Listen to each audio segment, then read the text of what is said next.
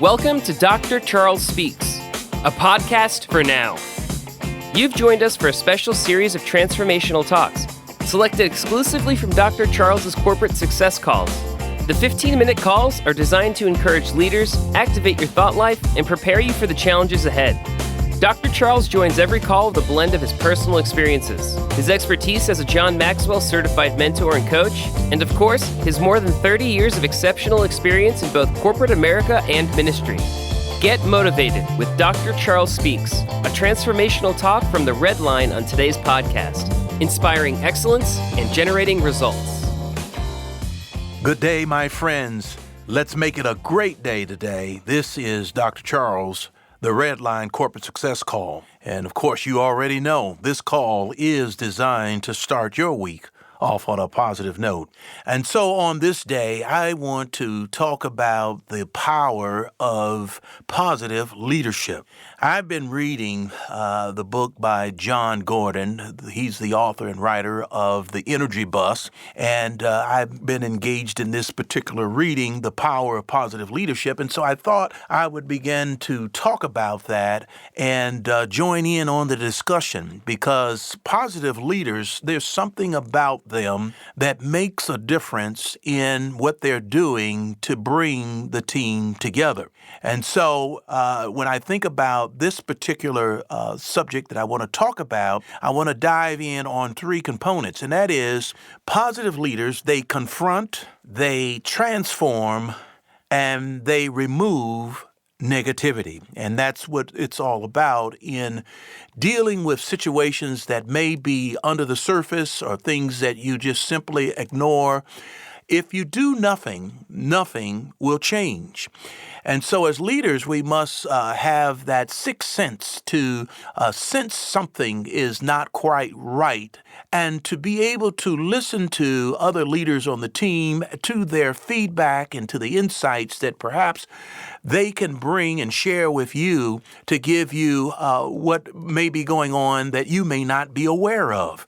And so when it comes to confronting, it's not always confronting and going back at somebody with the same energy, negativity.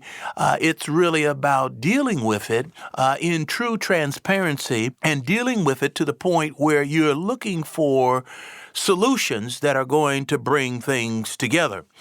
You know, one of the things that I do outside of talking a lot, I have an opportunity to minister to people and have had opportunity to counsel with couples in the past.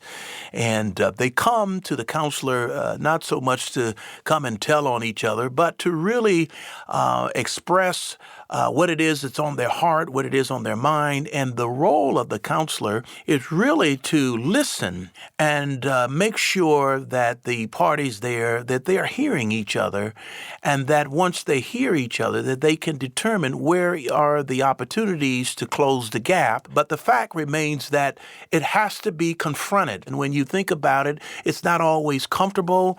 It's not always, a situation where you feel like being vulnerable and just really being honest to yourself and to your significant other that's involved in that particular counseling session.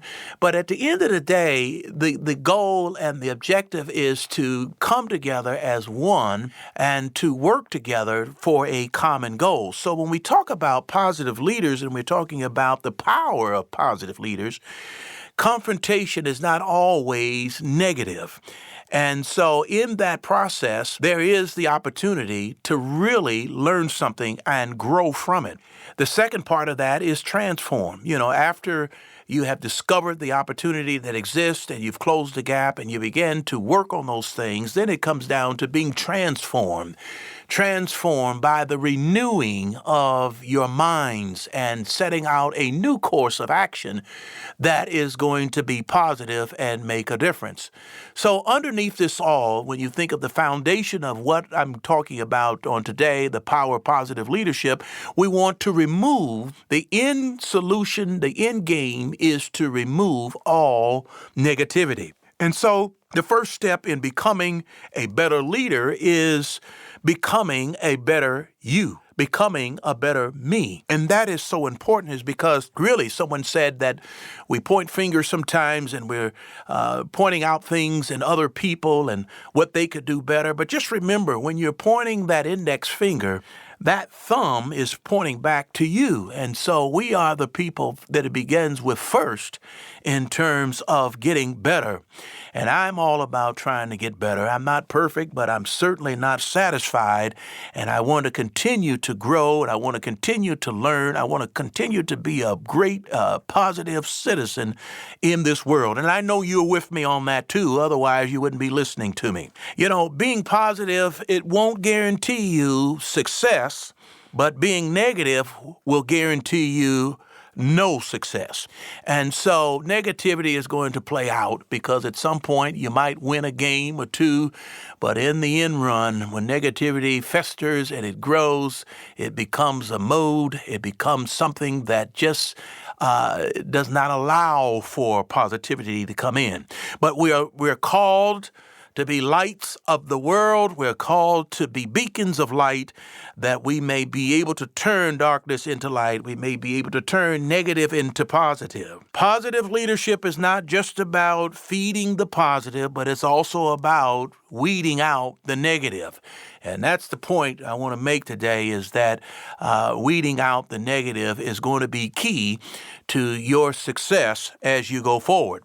As leaders, we must recognize that negativity, it does exist. Just look around. You'll find it everywhere. Just turn on the TV. You'll see it. Sometimes in the locker room, sometimes in the break room, sometimes just on the telephone, just expressing viewpoints and negativity going forth.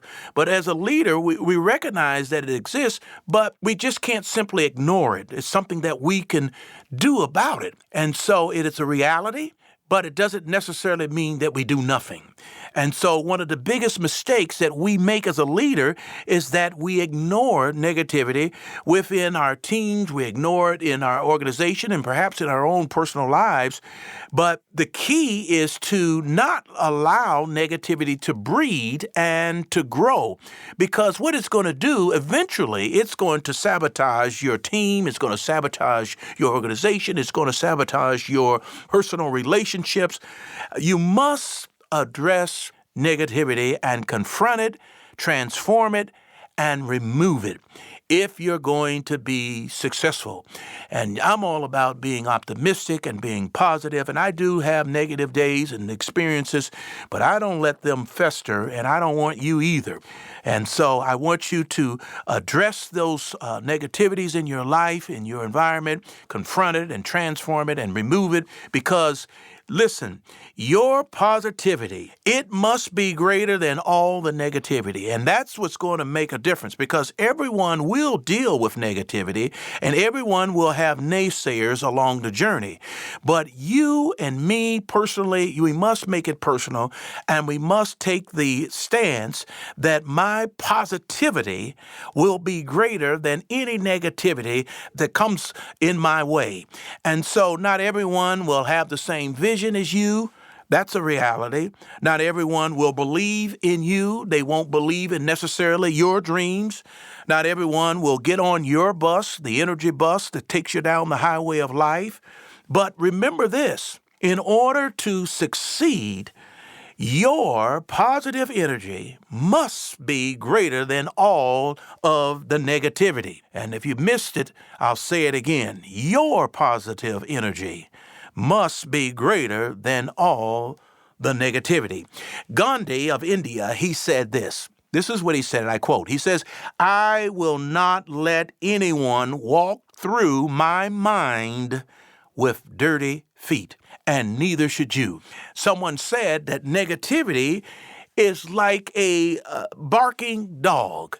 It seems powerful, but when you look right in its eyes, it runs away. There are two things that I want to give you today before we close out, and that you've got to be on the watch out for. And one of them is what I call no energy vampires allowed. What do you mean? No energy vampires allowed. You know, when you think about a vampire, what do? They suck the blood out of their victims. And when you hear sometimes things are going great, somebody sucks the energy right out of the room. You could be on a positive roll and then somebody has something negative to say. And so I'm taking an excerpt from John Gordon's book, and he talks about the former UGA coach Mark Reck. He had an artist. What he did was he had an artist draw a large picture of an energy vampire. And this picture was placed on the wall facing the seats where the football players would sit, and they would see this large picture right before them on the wall. It was a picture of an energy vampire. And so it went like this: if a player or even a coach acted like an energy vampire, someone who is sucking the energy out of the room, the team would take his picture from the media guide and they would put it on the wall right there with the energy vampire. And guess what? No one on that team, or no coach on that team, no one wanted to be on that wall. Well, it was a message from the coach to his team that they would all remain and stay positive through their adversities and challenges. This came on the heels of the opening season, having lost the first 2 games and negativity setting in, and naysayers are talking all on the radio and on the internet. What's going to happen to this team? But the coach had the foresight and the insight to bring something tangible to the team, to help the team to see that we were not going to go down the pathway of negativity. Well, I've got news for you. After that, when that picture was there, visible for everyone to see, and no one wanting to have their name or their face attached to that picture of being a vampire energy taker, it worked for the team. And guess what? They went on and they won their next 10 games in a row, and they eventually made it to the SEC championship.